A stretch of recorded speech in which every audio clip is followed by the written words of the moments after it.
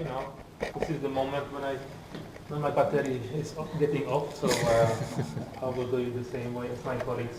Yes, why landscape inventory? Actually, Czech Republic does contain many other land use types, as not only forests. So you may have seen a lot of infrastructure such as roads and buildings. So we are aware that there is no landscape inventory running in the country apart from CzechTerra landscape inventory. So that's why it's precious to us that we cover not only forest but also other land use types. So what is this CzechTerra? How we would characterize it? We call it light inventory because, as you will see, it's really very resource-effective inventory, not involving overly much resources in terms of manpower and plots, of course, and money. And this is because it's targeted to country-level scale.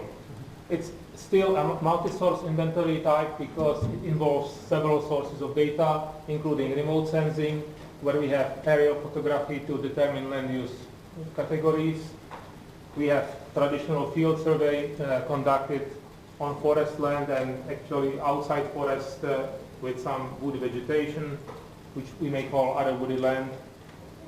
Our inventory also involves soil sampling on plots where there is a forest cover, and then some other site-specific information that is also collected, such as dendrochronological information, taking cores from some trees for isotopic analysis, and we have also very detailed sulfur and nitrogen deposition data collected to our plots, and climatic data, and I'll explain you why.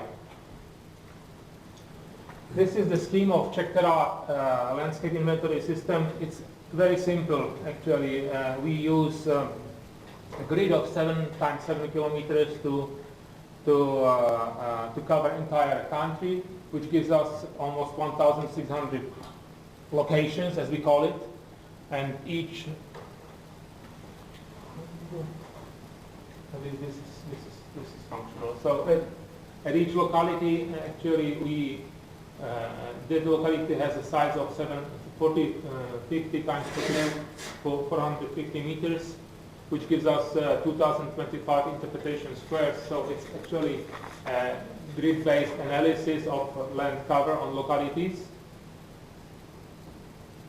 And then if on a locality is woody cover, either forest or other woody land, then we establish plot, which is visited by field people and doing ordinary field assessment, field measurements.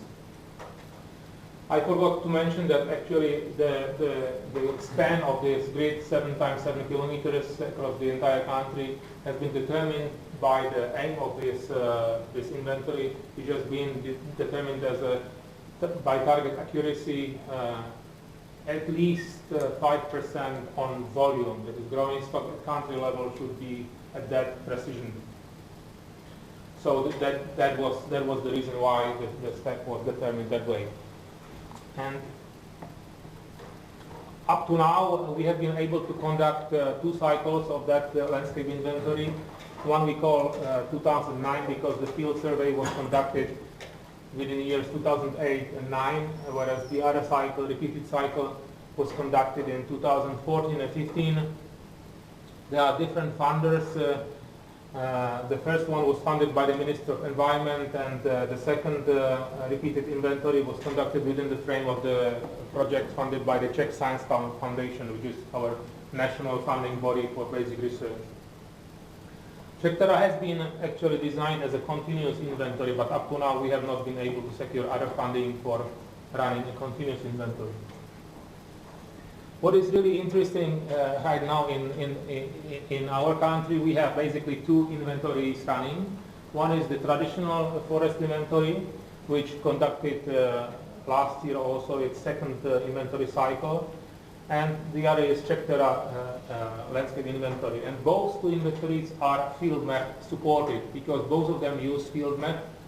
And actually National Forest Inventory also used methodology developed in early years by Martin Czerny and IFER, which has been implemented by the National Forest Inventory, whereas while in the second repeated National Forest Inventory, the Forest Management Institute that runs it actually adopted a more specific methodology, which is though still based on the previous methodology principles established earlier. So we have at the country two different inventories which differ heavily in terms of resources spent on them and intensity, sampling intensity, because as you can see, CzechTerra landscape inventory involves roughly 700 plots, which is the share of forest and other wooded vegetation of those 1.6 thousand plots and locations in the country. We have two groups of field crews, each of them having 2 persons that collect data during the 2 years.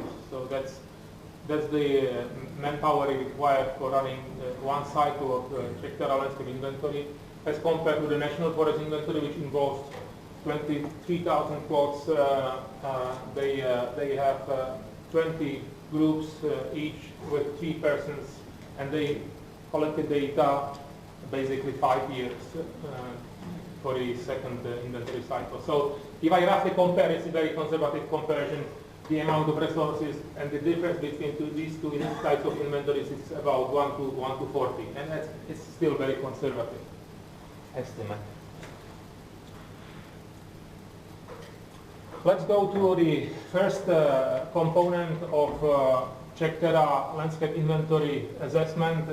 That's the analysis of land use cover, where we use field map assisted assessment of aerial photos using these grids of 10 by 10 meters. Basically, that's the grid size of the let's say grid analysis that we use. It's maybe not really seen on the picture, but basically field map allows us to very effectively assess what the land use is on these particular locations. We can use also the neighboring grids as aid for classification, and we classify the land use into roughly 33 land use types. During the operations, we have been optimizing this set, so it may differ depending on what definitions we use. So that's the first part, to assess areas of land use. And then field data collection. It's actually basically the same like described by my colleagues, let's say from Ireland. We also use simple circular plots, using also subplots, and within subplots we have smaller plots for assessing regeneration also, and for assessing smaller trees. So it's basically the same and classical field map technology setup. Inventory plot screen on a field map software may look like this. You can see that there is one basic circle. This okay, your battery is making it possible to show you the basic plot circle with trees on inventory plot, and then you can see some additional circles which are actually to aid assessment of the dendrochronological information, as dendrochronology cores are taken outside the basic plot, because it's not allowed to take cores in our precious fundamental inventory plot. So dendrochronology is taken in vicinity of these plots, and since we need also information of neighboring trees, then there are established additional circles to assess tree position and dendrochronological information. So that's slightly different maybe as compared to what you have seen from Ireland.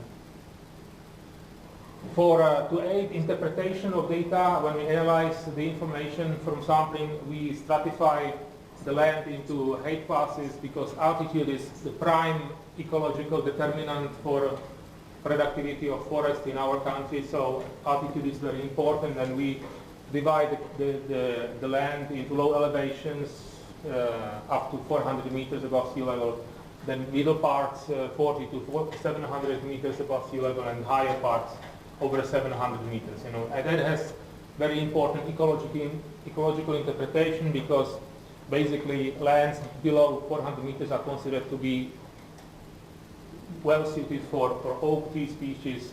The middle elevation are basically optimum for beech tree species, and only elevations above 700 are considered to be more suited for spruce, the most important tree species used in forestry in our country. So you may see that actually the most represented is the middle share, which covers almost 600 of forest land in our country. CzechTerra provides the results on several categories. As I mentioned, we first obtained the areas of land use.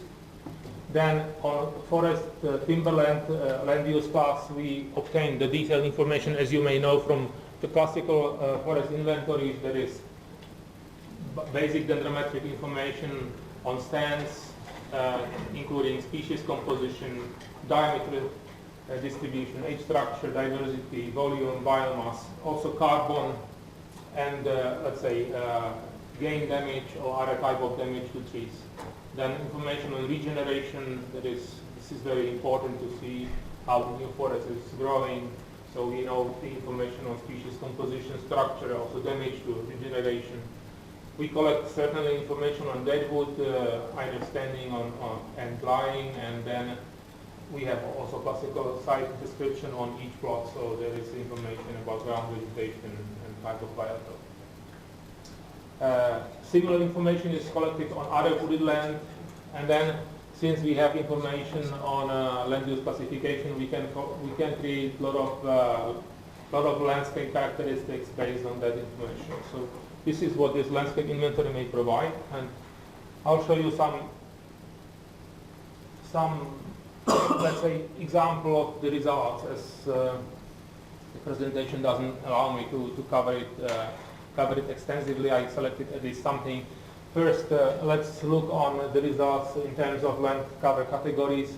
This classification is actually a very basic one, and it is linked to the needs of emission reporting, as we also need data for land use change and forestry emission inventory requirements.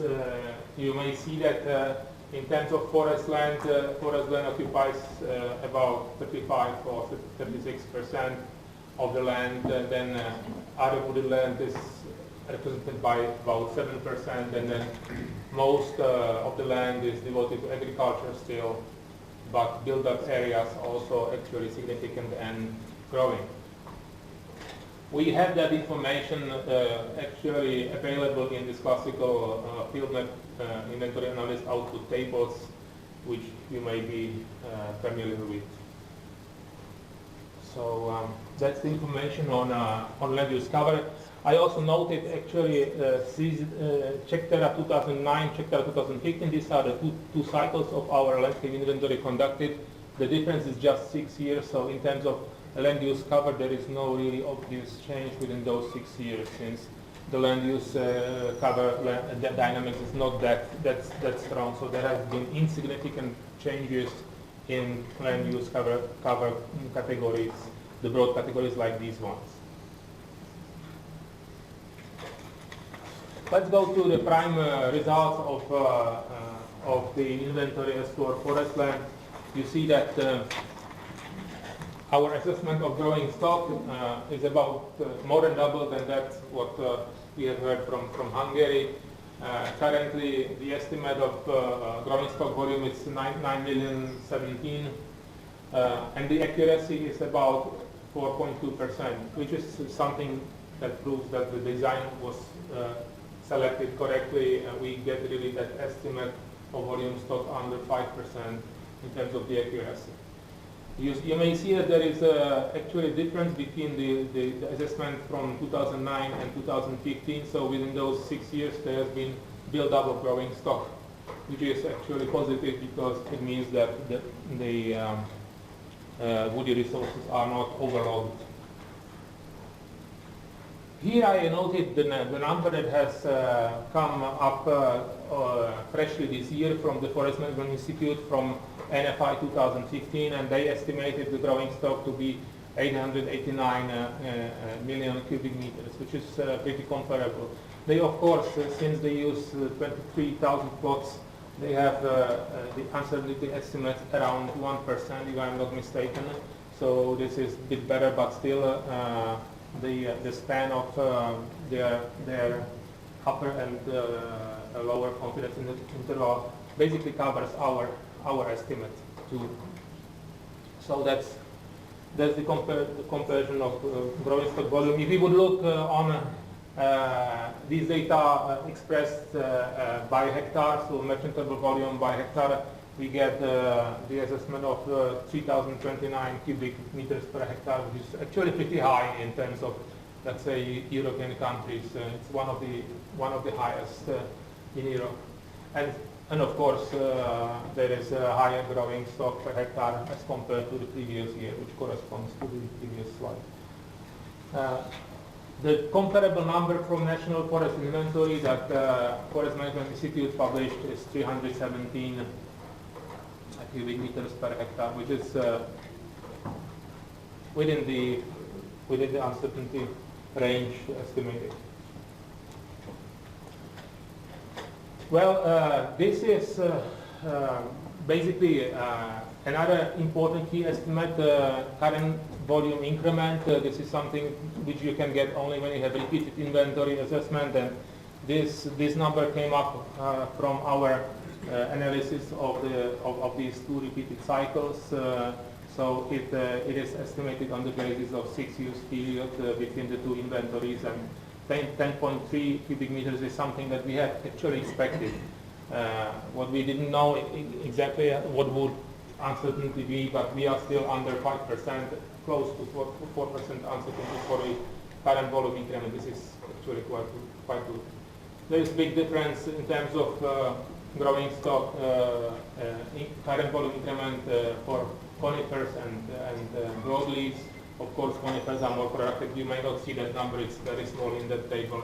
It's 11.2 for conifers, whereas broadleaves have 7.7 cubic meters per hectare and year.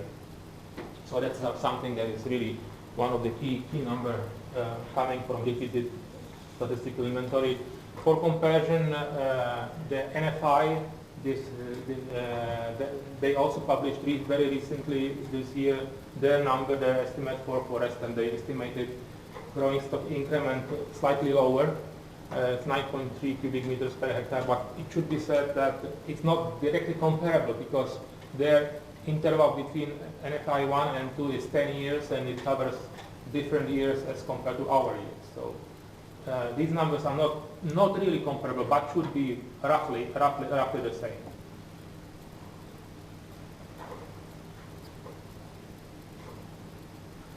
Another picture shows something that you have also heard from previous talks, and that is the information on assortment structure, which is possible to get also from our data, because we also certainly use the 6-point method of Martin Czerny, which some of you have been using, so that the volume assessment in CzechTerra inventory is based on